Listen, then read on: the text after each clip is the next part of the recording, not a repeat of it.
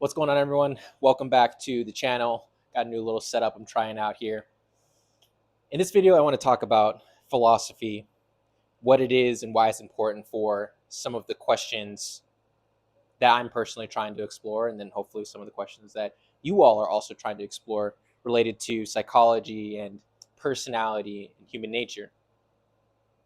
One of the things that I've been learning over the years is this idea that we all have a vision. And this comes from Thomas Sowell in one of his great books called A Conflict of Visions. There's so much information in the world, and we cannot learn all of it or understand or comprehend all of it. At the same time, we still have to act and make decisions. And we have to interpret that information or subsets of that information so that way we can move forward intelligently or even to make a decision at all. A vision is a subset of assumptions or beliefs that you make about the world to cover up your ignorance or fill in the gaps in terms of the information that you can't learn or can't comprehend. So that way you can move forward. I think that philosophy is essentially the study of different visions, why we have visions and why we need them in the first place. Let me give you an example. I recently graduated with my master's in general psychology, and I had many discussions with many great professors about all the ailments of the world and human nature and behaviors. And one of the discussions that I frequently had with one of my mentors was about poverty. And one of the first discussions started because he asked the question, what causes poverty? Now, right there in that question, there are implied assumptions that enable the professor to formulate that question. One of them being poverty is something that's caused. Another being a definition of causality. I just learned recently that Aristotle actually had at least four different types of causes: material, efficient, formal, and final. And up until that point, I've really only been familiar with, let's say, material or efficient causes. And that's part and parcel of our physical reductionist philosophy that scientists and I would say many people in the broader culture embody. So to even ask that question, he had to have a vision about how he thinks the world works. And in that first discussion where he asked that question, I really struggled to debate with him. I'm a little more conservative, he's a little more liberal, and so that those temperamental differences perhaps led us to come to different conclusions about how we think the world works. But what I should have picked him up on was the idea that something has to cause poverty. It could be that if you do nothing as a person, if a society doesn't work, then poverty is the economic parallel of entropy. If no one does anything, if no one works to stave off poverty, then the natural state of society will manifest itself where people won't have money, people won't be able to trade, people won't be able to eat. And so, in that sense, there is no cause of poverty. The correct question is actually, what's the cause of wealth, or what is it that causes societies to not be poor, where the default state is actually poverty? And so that's an example of an underlying philosophical assumption that this professor utilized when he asked the question. And we do this all the time, and it's not always implicit. But again, I think philosophy is that wrestling with those implicit assumptions that enable you to perceive the world, to conceptualize it, and to formulate different theories about how things work. Here's another example. Currently, in the affective neuroscience community, there are two broad theories that are competing for viability, for dominance, for lack of a better term. On one hand, you have the theory of constructed emotions, and that's pioneered by Lisa Feldman Barrett. And on the other hand, you have the basic emotion theory, and one of the prominent figures there would be Jaak Panksepp. While there is overlap between these two theories in terms of how they explain emotions and feelings and affect and linguistic use of emotions and their biological substrates, one of the main claims that they differ on is where in the brain subjective experience of emotions, or let's say emotional affects, manifest. So the theory of constructed emotions theory asserts that in order for an individual to feel an emotion, they must have conscious awareness of their subjective experience. So they will admit that one part of emotions is subjective experience, but they will say that the feeling of that subjective experience requires awareness, requires conscious awareness. And so they would associate the feelings of emotions with higher cortical functions in the brain, as well as higher cortical structures in the brain. Now, the basic emotion theorists would say, no, you don't need awareness of a subjective experience to have the subjective experience. And so, as long as we can provide evidence that animals, rats, humans as well, experience subjectively something related to an emotion, such as fear or care or lust, then we can say that they're having a feeling of an emotion, again, even if they aren't aware of it. And the basic emotion theorists would say that the subjective experience of emotions are mediated largely by the lower parts of the brain in the subcortex. And as I'm trying to reconcile these two theories, one of the things that I came to understand, I think, is that the difference is more philosophical than empirical. Again, these are two scientific research theories, but really they differ on how they are defining affect. They differ in how they define subjective experience. The theory of constructed emotions proponents, they will say that affect requires subjective experience and awareness, whereas the basic emotion theorists would say, no, we are defining subjective experience just as subjective experience, such as phenomenal consciousness. That's another way to say it. The basic emotion theorists say that phenomenal consciousness is enough for an organism to have an emotion.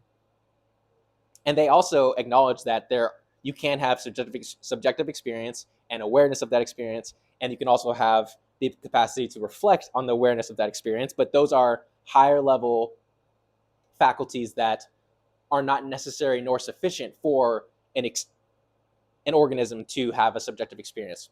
The theory of constructed emotions proponents would say, no, you need access consciousness as well, which is the awareness component. So for me, that's just another example of how we have, for decades, these different groups of researchers putting forth their different theories.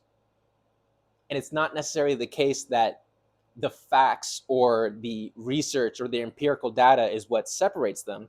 It would seem to be more along the lines that there are just different philosophical starting points that have led to these two different types of theories. And in some sense, they're irreconcilable unless they can agree on philosophical grounds. So when it comes to trying to understand human behavior and personality and psychology, there is one theory so far, one philosophical theory so far that I've come across that has been very useful to me. I'm not going to claim that it's the best or that it's the one that you should adopt, but I kind of want to try to just lay it out for anyone out there who's listening and who's interested, because I feel like it has helped me very much in my studies. And this philosophical school of thought comes from Robert Pirsig. And Pirsig was an American philosopher. He has written two books, I believe. One is called Zen and the Art of Motorcycle Maintenance, and the other is called Lila. And Pirsig's philosophy is tightly associated with the work of William James, who's one of the founders of American psychology, or perhaps psychology as a whole, depending on how you look at the field. And so, for those of you who are familiar with William James and pragmatism and empirical or radical empiricism, you might hear some overlaps. But one of the places that Pirsig starts is by discussing the subject-object dichotomy. when many people think of the world, how we come to know the world, who are we and how we exist in the world, they start with splitting the world into that which exists in your mind and that which exists outside of the mind. That which exists in your mind being subjective and that which exists outside being objective. And that dichotomy is useful in many senses, which is why we still use it and is why we still communicate that way about the external environment, about things going on outside, and about things that are going on inside in your mind. Pirsig thinks that there's a starting point that's better than that one. He makes the argument that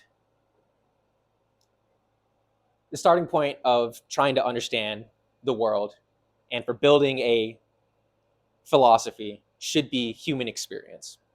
He makes the argument, he has this one quote in Zen and the Art of Motorcycle Maintenance where he says,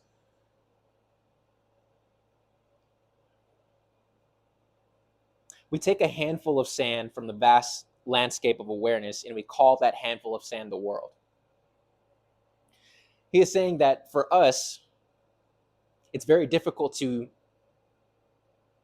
develop knowledge structures or come to know anything by also separating ourselves from our experience and the things that we've learned from the past. So he picks his starting point as experience, and the word that he uses is quality. I'm not exactly sure if experience and quality are the same thing, but I'm going to use them interchangeably, and I think it works. Pirsig believes that, one, there's a realness to experience, and it has causal influence on the things that we do, particularly to the degree that if you were to remove quality or experience, I'm going to use quality for the next few minutes, you'll lose things. Quality was defined as many things throughout his work. One of the ways you can view it is as value, as the capacity to determine the goodness or badness of something. And so when you have a quality essay, there's something about that paper that's perhaps deep, it flows well, the tempo is good, it has a musical element to it, it transforms you in some sense. And although I just tried to characterize what makes a quality essay there are many ways that you can characterize what would make a good or bad essay, perhaps almost to a point where it's inexhaustible. And so using words to try to explain raw human experience and quality is very difficult, but I think Pirsig did a relatively decent job of it. And you can think about this in your own life as well. If you imagine all of the decisions that you have to make, all the preferences you have for food, for music, for the kind of person you want to be with, for the kind of person that you want to be as you are making your way through the world, you're constantly making value judgments. And maybe you can think of quality as the source of all of those value judgments. In Lila, Pirsig goes further in and develops a metaphysics of quality, where I mentioned earlier, most people use the starting dichotomy in philosophy of mind and matter or subject and object. Pirsig argues that the first dichotomy is between dynamic and static quality. Dynamic quality is like potential, it's like chaos, it's freedom, it's movement. Static quality is more so related to invariant patterns that, again, starting with the point of human experience, we perceive as unchanging and unmoving. And so one example would just be a rock. That could be perceived as a static pattern because for the average human, or for all humans, the rock is not changing. It's going to stay there to the degree that we experience it. Although we could also make the scientific argument that over the course of tens of thousands of years or hundreds of thousands of years, the rock will change. But from our perspective and from our experience, that's essentially a static pattern. So he lays that out as the first dichotomy, and then he further delineates static patterns of quality, starting with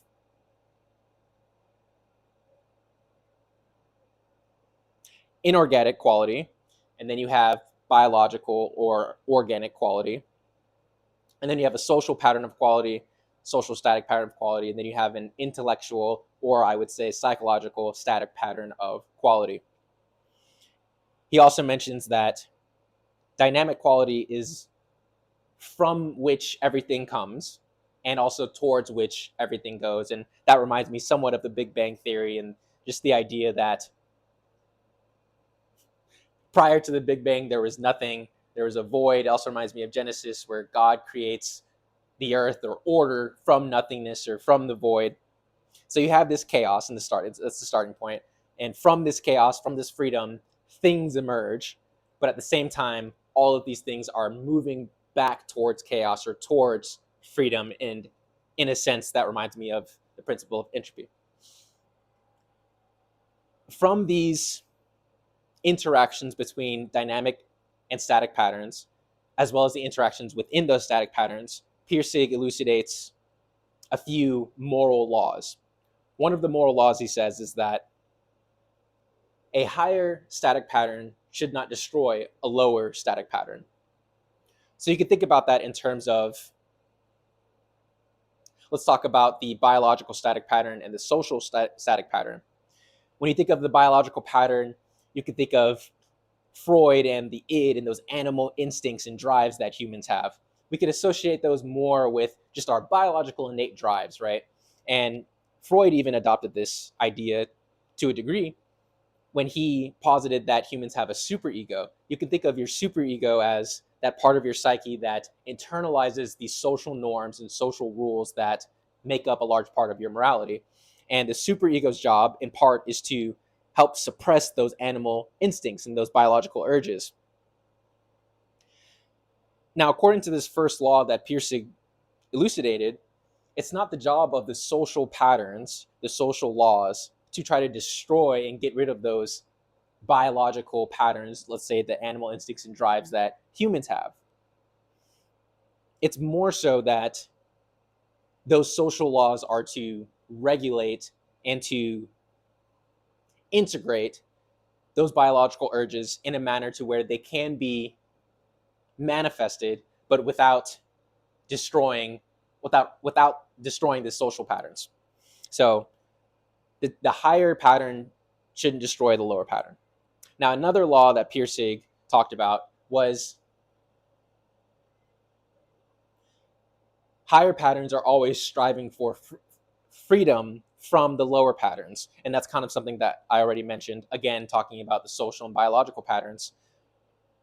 The social landscape that we exist in seeks to be free from the biological constraints, which is why we have things like culture and we have infrastructure and we're able to work together and we have language. We have all these things that free us from the constraints of existing solely in the natural environment. But again, the goal isn't to destroy the natural environment or destroy that lower static pattern from which our higher static pattern came. It is to integrate it, but also understanding that the higher pattern is the regulator. And we can go into further examples talking about the biological pattern trying to fight entropy, which would be perhaps a physical or inorganic pattern. And we could talk about the relationship between the social and the intellectual, but maybe I'll do that in a separate video. One of the reasons that I like Pirsig's metaphysics is because it has an emphasis on patterns, and it also has an emphasis on this idea that you need a framework of quality, of value, that enables you to interpret the facts. I also think that it's a great way for understanding personality, because you can talk about personality in terms of the physical substructure, in a sense, that makes up your being. There are many papers written, say, by Jordan Peterson and Carl Friston talking about psychological entropy as it relates to anxiety. So that's very interesting.